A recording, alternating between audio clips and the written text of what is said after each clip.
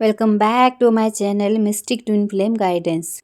तो आज की हमारी टॉपिक है ट्विन फ्लेम जर्नी में डीएम अपने डीएफ के लिए क्यों रोते हैं। क्या आपने कभी सोचा है कि जो डिवाइन मैस्कुलिन अपनी फीलिंग्स को छुपाता है, जो बाहर से स्ट्रॉन्ग दिखाई देता है, वही अपनी डिवाइन फेमिनिन की याद में अकेले में क्यों रोने लगता है। अगर आपकी ट्विन फ्लेम जर्नी में भी डीएम की तरफ से साइलेंस, डिस्टेंस और इमोशंस का कन्फ्यूजन चल रहा है, तो ये ऑडियो आपके लिए है।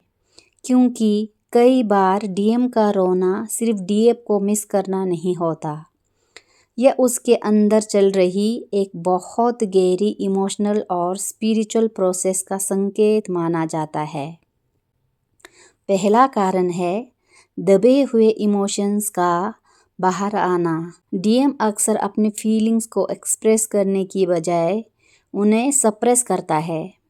वह खुद को समझाता है कि उसे कोई फर्क नहीं पड़ता, वह आगे बढ़ चुका है, उसे डीएफ की ज़रूरत नहीं है। लेकिन इमोशंस को जितना दबाया जाता है, उतना ही अंदर से प्रेशर बढ़ता जाता है।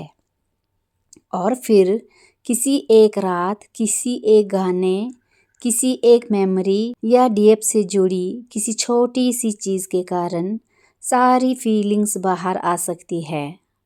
वह रोता है क्योंकि जिसे वह भूलने की कोशिश कर रहा था, उसका कनेक्शन उसके अंदर अभी भी बहुत गहरा महसूस हो रहा है।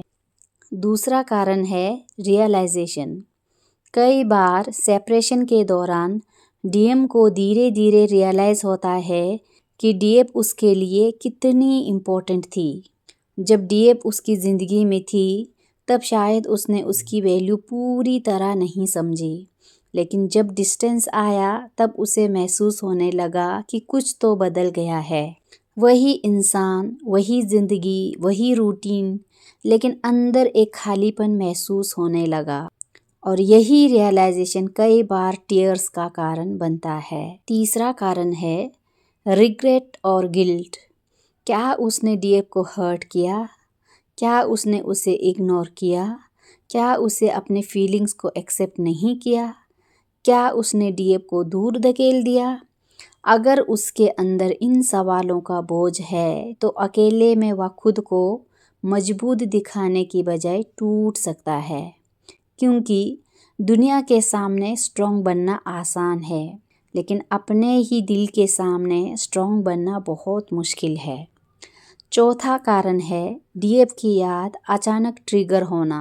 ट्विन फ्लेम जर्नी में कई लोग बताते हैं कि अचानक बिना किसी ऑब्वियस रीज़न के किसी व्यक्ति की बहुत स्ट्रॉन्ग याद आने लगती है। कोई पुरानी जगह, कोई सॉन्ग, कोई डेट, कोई स्मेल, कोई कन्वर्सेशन, और अचानक इमोशंस इतनी इंटेंसिटी से आने लगते हैं कि आंखों से आंसू निकल जाते हैं। लेकिन यहाँ एक बात बहुत ज़रूरी है। हर बार रोना या किसी की याद आना ये साबित नहीं करता कि वह व्यक्ति निश्चित रूप से आपको टेलीपैथिकली महसूस कर रहा है। कई बार ये simply unresolved emotions, attachments, memories और सेपरेशन का नेचुरल इमोशनल रिस्पॉन्स भी हो सकता है। पांचवा कारण है वल्नरेबिलिटी का डर।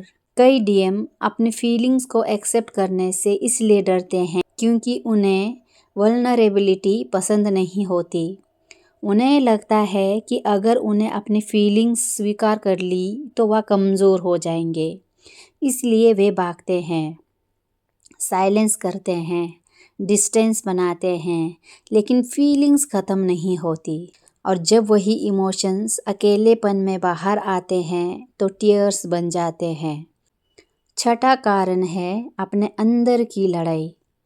एक तरफ दिल कहता है मैं उसे खोना नहीं चाहता, और दूसरी तरफ ईगो कहता है मुझे वापस नहीं जाना चाहिए।